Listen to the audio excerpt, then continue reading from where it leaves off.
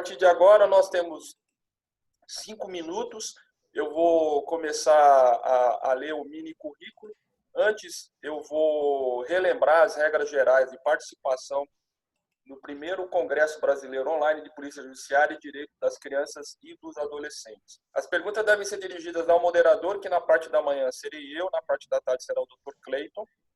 Você também pode dirigir perguntas no chat que aparece aí na parte de baixo, diretamente ao palestrante, que pode ou não responder, não durante o evento, certamente, mas ele vai responder oportunamente ou em privado. A coordenação do evento, ela pode, desde que uma ou duas perguntas se assemelham, fazer um único texto de pergunta. Tá? Não haverá réplica nem tréplica, na verdade, é uma participação espontânea dentro do contexto do evento. Então, dito isso, eu considero aberto o primeiro Congresso Brasileiro Online de Polícia Judiciária e Direito das Crianças e Adolescentes. Eu vou chamar... Um abraço. Eu chamo agora o nosso terceiro palestrante. Nós vamos fazer o sorteio, né? Na verdade, eu vou falar sobre o sorteio, porque o sorteio a gente não tem meios eletrônicos, nós acabamos pegando alguns números da lista de inscrição e eu vou falar aqui o nome das pessoas depois da palestra do doutor Francisco, da CADEPOL. Ele é um dos autores dos livros que nos colocou à disposição. Então, após a palestra dele, a gente vai falar o nome das pessoas que vão receber as 3 assinaturas do delegados.com e os livros disponibilizados pelo doutor Joaquim Leitão.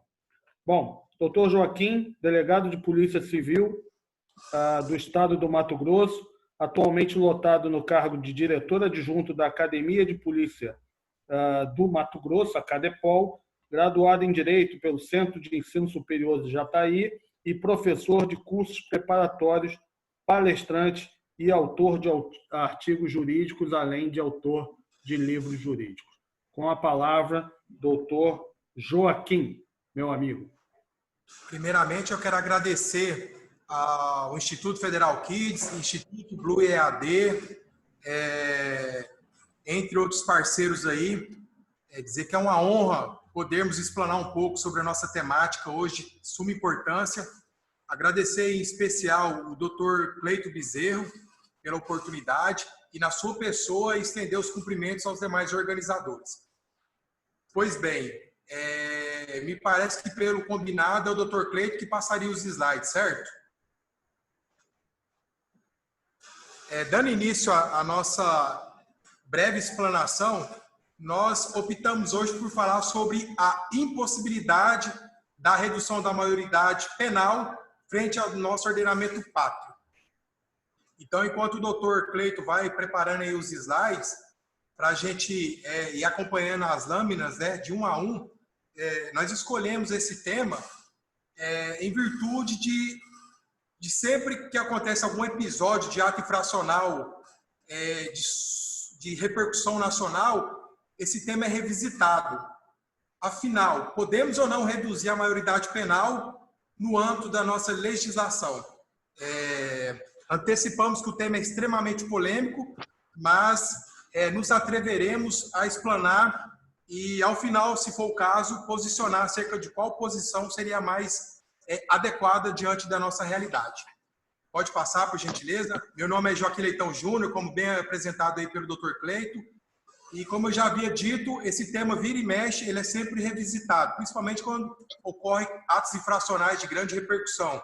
E aí nós podemos listar entre os famosos casos, o caso do adolescente infrator ou em conflito com a lei, expressão mais utilizada atualmente, champinha, o caso do menino Hélio, para quem não se lembra, que foi arrastado durante alguns metros no Rio de Janeiro, que culminou com a sua morte, o caso daquela mulher que foi estupidamente ceifada sua vida por ter apenas R$30 diante de um latrocínio. Enfim, nós temos inúmeros casos aqui que sempre impulsione a discussão desse tema importante. Pode passar, doutor Cleiton. E aí, diante dessa situação, é necessário nós fazermos uma pequena digressão, depois de falar sobre os casos emblemáticos, de como o nosso ordenamento pátrio disciplina essa situação em si. Então, parto da primeira provocação. A idade de 18 anos é uma idade estabelecida universalmente ou não entre os países? Dentro dessa provocação, nós podemos assegurar de maneira tranquila de que não há um critério fixo para estabelecer a idade de imputabilidade abaixo dos 18 anos. Não se segue um postulado científico e muito menos tem base científica, né? Como já dito, segue-se mais critérios de política criminal. E aí, o nosso Estatuto da Criança e do Adolescente, no seu artigo 2º, vai nos dizer que o adolescente é aquele de 12 a 18 anos, e essas pessoas em desenvolvimento estariam sujeitos às medidas socioeducativas previstas ao longo do Estatuto da Criança e do Adolescente. Pode passando. E nessa análise que nós fizemos aí, nós pudemos perceber que, como já dito, a Constituição Federal, no seu artigo 228, ela também preconiza que os menores de 18 anos não são imputáveis, eles estão sujeitos justamente à legislação penal, que no caso é o nosso Estatuto da Criança e do Adolescente. Dito isso, cumpre analisarmos no plano do direito comparado, na esfera internacional, qual é o tratamento dado a essa questão da menoridade aí, da maioridade penal em si. Nos Estados Unidos, por exemplo, a maioridade penal, ela gravita em torno dos 6 aos 18 anos. Tá? Vai depender muito de cada estado que tem autonomia para legislar sobre essa temática. Na Inglaterra, a maioridade penal inicia-se a partir dos 10 anos. Já na África do Sul, tem como marco da imputabilidade penal a pessoa acima de 7 anos. E aí nós temos também a Espanha e a Alemanha que, de maneira assodada, fizeram a opção de reduzir a maioridade penal de 18 para 16 anos, mas diante de averiguarem que a redução não surtiria efeito, acabaram desfazendo a legislação, revogando e voltando ao status quo ante, ou seja, prevalecendo a maioridade penal como 18 anos. E aí, diante desse cenário inteiro, nós temos também no âmbito internacional os tratados que permitem que cada país signatário adote uma legislação, adote a maioridade que melhor lhe convier.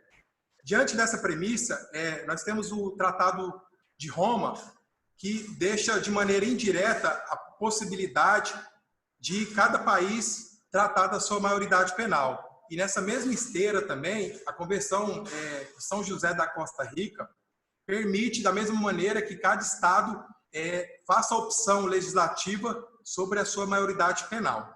E aí eu pergunto aos senhores, diante de tudo que nós já falamos, seria possível a redução da maioridade penal diante do nosso ordenamento jurídico pátrio? Nós temos, no plano constitucional, uma PEC 171 de 1993, proposta pelo parlamentar Benedito, do Distrito Federal, Benedito Domingos, que propõe a redução da maioridade penal de 18 para 16 anos. E aí nós temos argumentos, nós temos, na verdade, 3 correntes sobre a temática.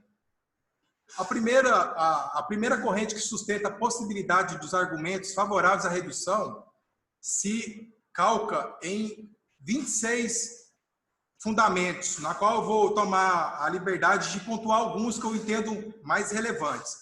O primeiro deles situa-se, me parece o mais nuclear em si, sobre a questão de se tratar ou não cláusula pétrea. Então, para essa corrente, haveria-se a possibilidade da redução da maioridade penal sem que houvesse a violação da cláusula pétrea. Por quê? Para essa corrente, entende que o núcleo duro das cláusulas pétreas não seriam abolidos, mas sim reajustados à realidade social, baseado na premissa de Fernando de La Salle que a Constituição deve observar a realidade social, sob pena de ser apenas uma mera folha de papel. Então, esse é o primeiro argumento central.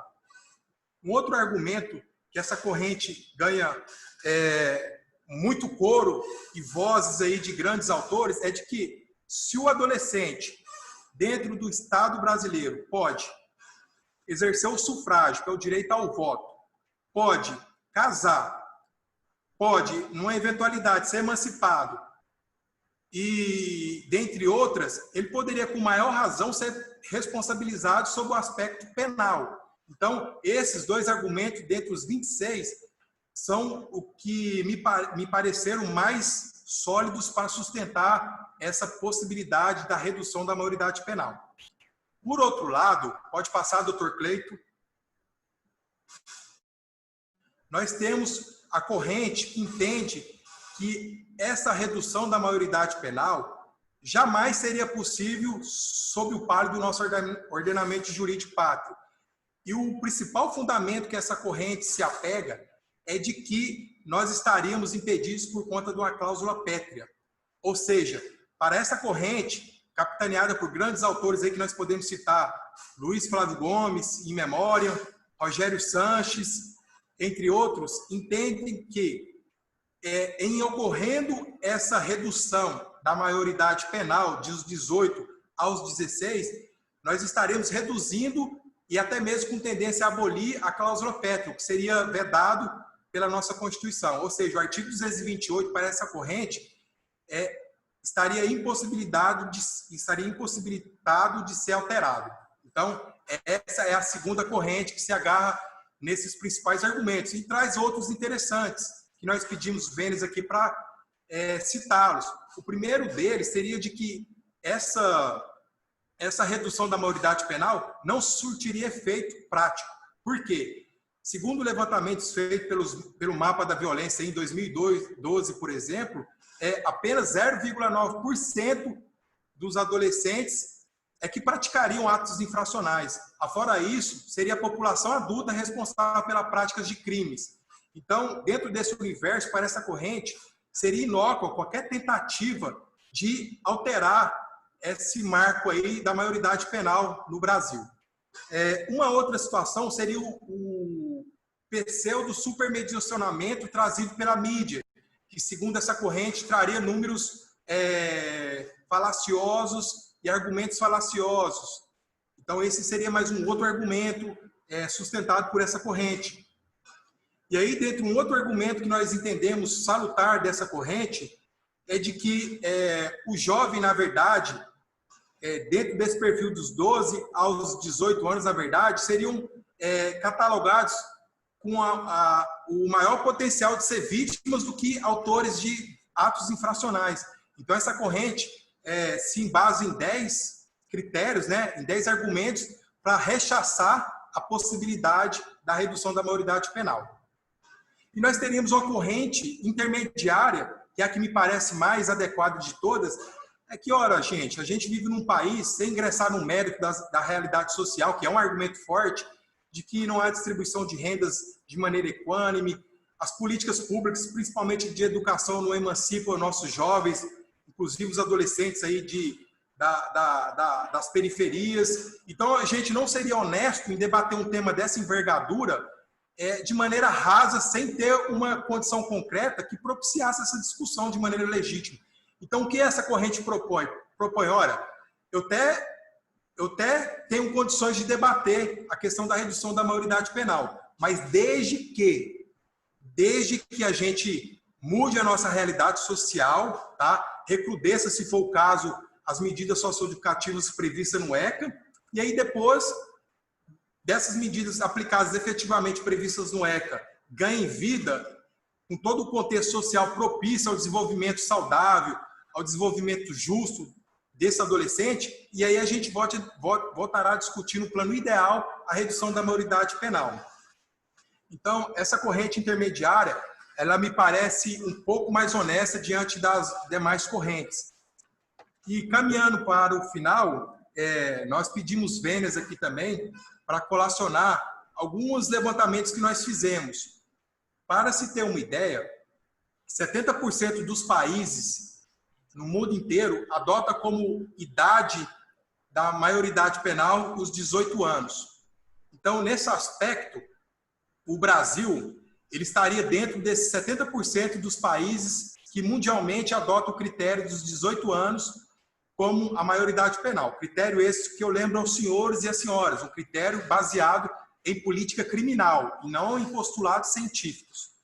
Avançando, constatamos o número aí, o plano constitucional pode pular, viu, Cleito, que a gente abordou a questão da PEC 171 de 1993, que está na fase de votação pelo Senado, já foi aprovado pela Comissão de Constituição e Justiça da Câmara dos Deputados e aguarda desde o dia 28 do...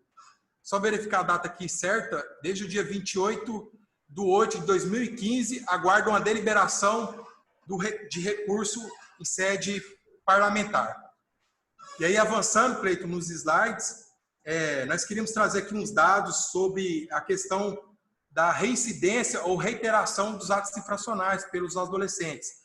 Então, o que nós constatamos pelo um levantamento feito pela UOL em 2018, os adolescentes que praticam o ato infracional similar ao tráfico ilícito de entorpecente costuma ter uma reincidência em 947 casos concretos. Já o ato infracional análogo ao roubo costuma estar baseado na reiteração ou reincidência, dependendo do caso concreto, que são situações diferentes. Tratam-se de 796 dos casos concretos de reiteração ou reincidência. O furto, 58 casos de reiteração ou reincidência. O descumprimento de eventual medida judicial fixada, de 18 casos de reiteração ou reincidência. E, por fim, o ato análogo ao roubo majorado tentado ou circunstanciado. Seriam 17 casos de reiteração ou de reincidência. E aí, caminhando para a reta final, numa exposição um pouco mais resumida e simplificada sobre essa temática, nós gostaríamos de trazer à baila de que realmente o assunto ele é polêmico, no plano legislativo, mais precisamente no plano constitucional, ainda não houve votação, né? Como já bem dito, a PEC está em trâmite, está mais precisamente no Senado Federal, aguardando deliberações e avanços da matéria legislativa em si. Então, fazendo um desfecho da nossa apresentação, dentro dessas correntes expostas aí, nós entenderíamos e posicionaríamos de maneira mais honesta possível acerca da corrente intermediária, que seja, nós precisaríamos primeiro permitir uma série de realidades social a esse adolescente marginalizado e recrudescer, se fosse o caso, o Estatuto da Criança e do Adolescente, para depois se discutir de maneira honesta e séria a questão da maioridade penal. Por quê?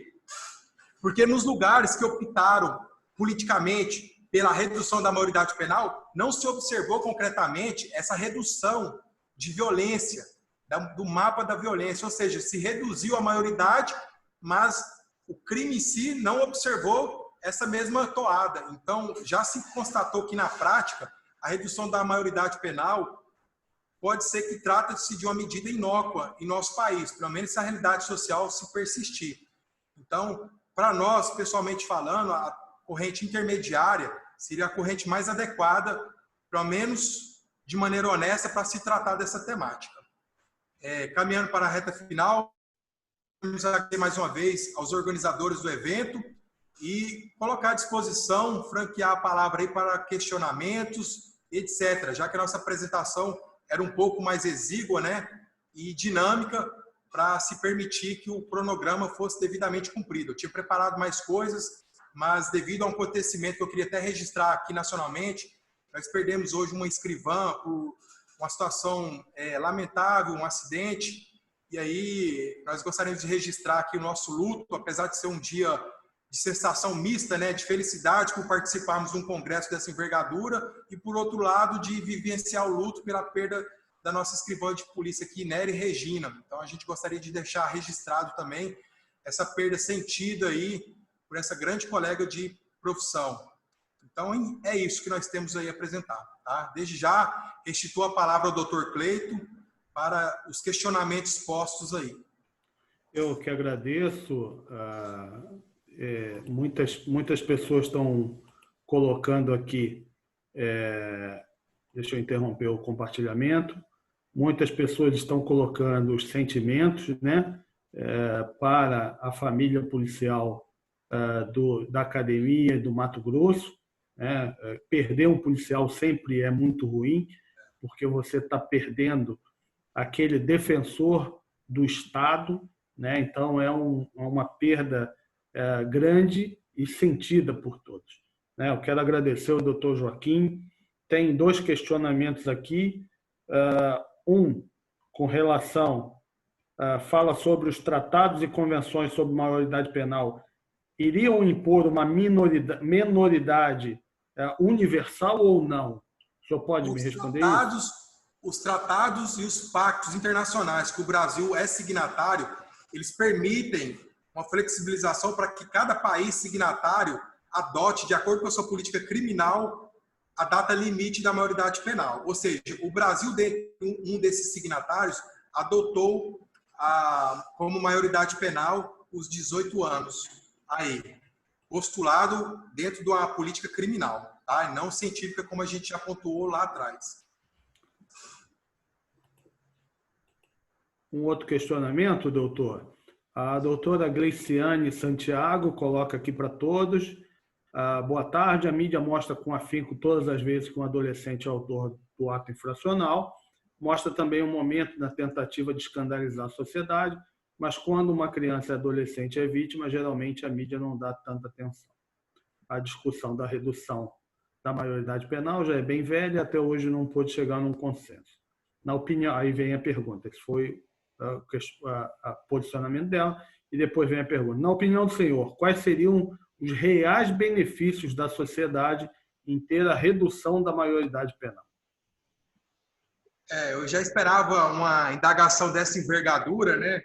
Como eu disse, eu prefiro adotar aquela corrente intermediária, ou seja, nem um ao extremo e nem ao outro extremo. Por quê? A corrente que admite a possibilidade da redução da maioridade se baseia em argumentos sólidos, mas que não me parecem convincentes. Ao mesmo tempo, aqui também sustenta ser contrária, traz argumentos que, de certa forma, devem ser sobrepesados.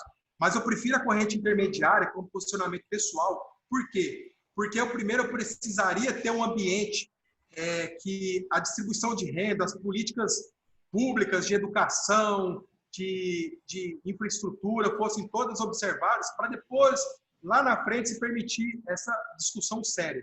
O que nós temos hoje, de um lado, são pessoas que entendem, dentro dos seus argumentos, que a maioridade penal, em sendo reduzida, traria um benefício para a sociedade, mas, como eu já disse, concretamente, com base em estatísticas, os países que optaram pela redução da maioridade penal não experimentaram os resultados de redução na violência. Então, isso é um dado muito importante que nós devemos levar em consideração. Por outro lado, inclusive cito o exemplo da Espanha e da Alemanha, que foram 2 países desenvolvidos que optaram no primeiro momento por seguir a política de redução da maioridade, mas como observaram os não efeitos práticos, acabaram retrocedendo na deliberação e restabelecendo o status quo antes de tratamento da maioridade penal, ou seja, voltando de 16 para os 18 anos.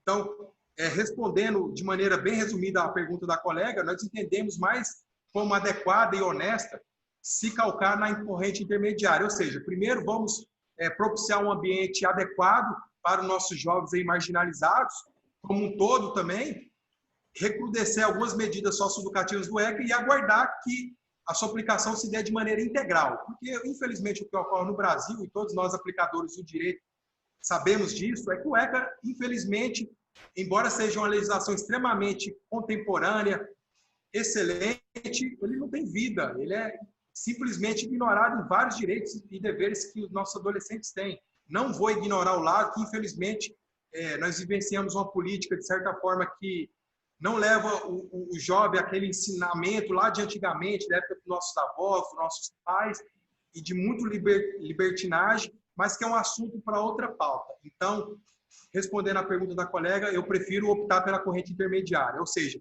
nem a redução da maioridade penal, nem a favor e nem contra. Vamos buscar o equilíbrio primeiro. Depois, lá na frente, a gente senta novamente de maneira séria e honesta e volta a discutir esse assunto importante aí que a sociedade sempre revisita quando se tem atos infracionais de grande repercussão e emblemáticos. Doutor Joaquim, muito obrigado. Obrigado a essa parceria. Toda a sua palestra nos esclareceu bastante. Quero agradecer também a sua disposição de nos colocar esses 2 livros de tratado contemporâneo de polícia judiciária. O senhor já me deu um, eu tenho com muito carinho, né? Muito obrigado. Na época que eu estava em Brasília ainda, que o senhor me mandou, né? Eu continuo em Brasília, mas agora eu faço meio lá, meio cá, né?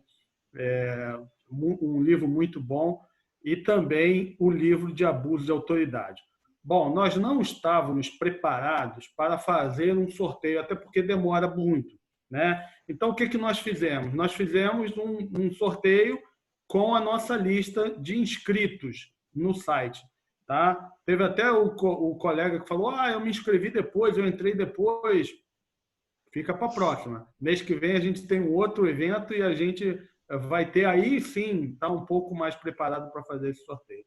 Mas eu queria aqui falar sobre os livros. Quem ganhou o livro 1, que é o Tratado Contemporâneo de Polícia Judiciária, esse azulzinho, foi a Luzalva Rocha. Tá? Luzalva Rocha ganhou o livro Tratado Contemporâneo de Polícia Judiciária. Bom, o livrinho amarelo, Tratado Contemporâneo de Polícia Judiciária, que vai ser lançado em agosto, né? Vai estar no forno ainda. Quem ganhou foi o Kelps, né? A gente vai entrar em contato com ele e também mandar esse livro para ele. Quem ganhou esse livro aqui, de abuso de autoridade, a nova lei de abuso de autoridade, foi Juliana Silva de Oliveira. Nós vamos entrar também em contato com ele. O Nicolas Soares ganhou um livro de pedofilia, que é esse livro aqui que a gente vai mandar também para vocês. E os nossos amigos, deixa eu botar aqui, do delegados.com, do site delegados.com, do portal nacional dos delegados.com, ele nos deu 3 assinaturas premium para sortear. Então, quem ganhou? Rodrigo Pinto dos Santos, o Douglas Martins e a Alba Tânia. Então, Rodrigo Pinto, Douglas Martins e Alba Tânia, esses vão receber a assinatura do delegados.com.